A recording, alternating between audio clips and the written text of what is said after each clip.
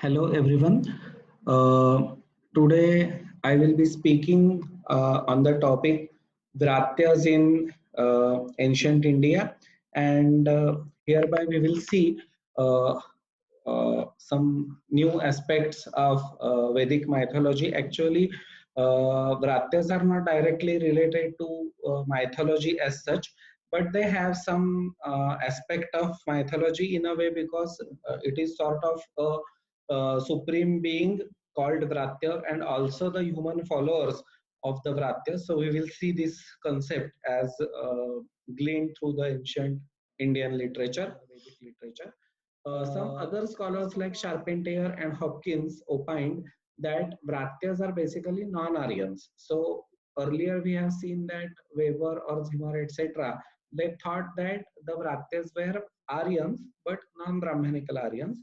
Here, another theory is that they were non-Aryans. They were not belonging to Vedic society. They did not speak Sanskrit language. They were some different kind of people speaking different languages, maybe of different race, and therefore they were called Vratyas by the Vedic people or by the Aryans. So basically, we know that Vedas belong to Aryans. So Vratyas must have some different aspects from this society of Aryans, their behavior, their rituals, maybe also their attire must have been different than the one which was usually followed by the Aryans.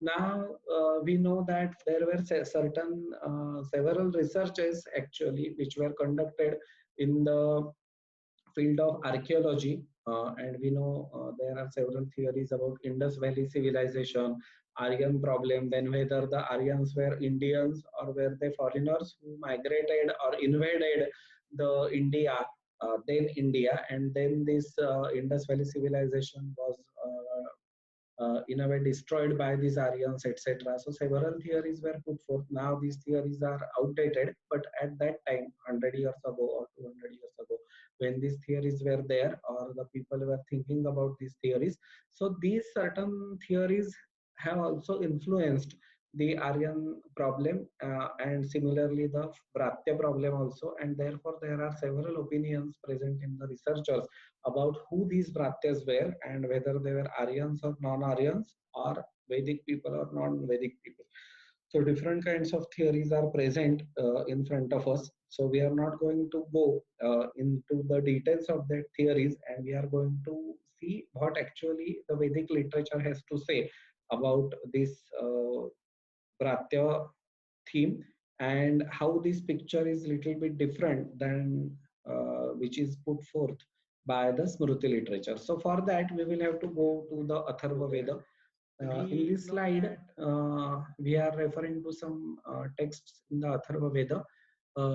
We are told that if Pratya comes to the home of a king, he should be welcomed properly. Neither his power will ever get destroyed, nor his kingdom. So here it is said that if a king welcomes Pratya in a proper way, that is honoring him in a proper way as some atithi or a honorable guest comes to your home. So similar kind of honor should be given to a Vratya if he visits your home. And if a king does it properly, then his power will last forever and there will be no harm or no destruction in his kingdom. So here we are told that if he is the king actually, so he has all the powers with him. But this Vratya must be having some magical power, and if king doesn't give proper honor to him, then there will be some destruction in his kingdom, in his powers. But if he gives proper honor, if he properly welcomes the Vratya, then his powers will remain with him forever. So here this reference must be of some human Vratya following that particular path or particular cult, as I have said. Then Vedic cult, Vratya was there, and it got extinct in the course of time, and only the name remained in your memory. And by the time these Smriti texts were composed, this term was known only in the connection with their, that is the non-performance of Vedic rituals by Vratyas. Therefore, there was a strong connection in their mind, the mind of Smritikaras, that Vratyas were non-performance of Vedic rituals, and therefore they were termed as Savitri Patita because they knew that only the Savitri Patitas will not perform the Vedic rituals. They could not imagine that such other sect could have been there in the ancient times, who was revered by general public but who was not performing the Vedic rituals.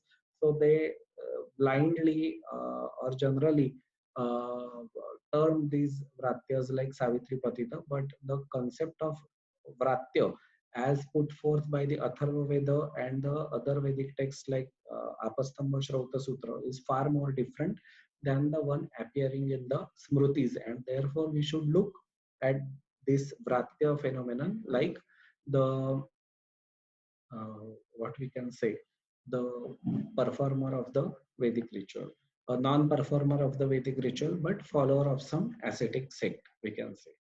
Thank you.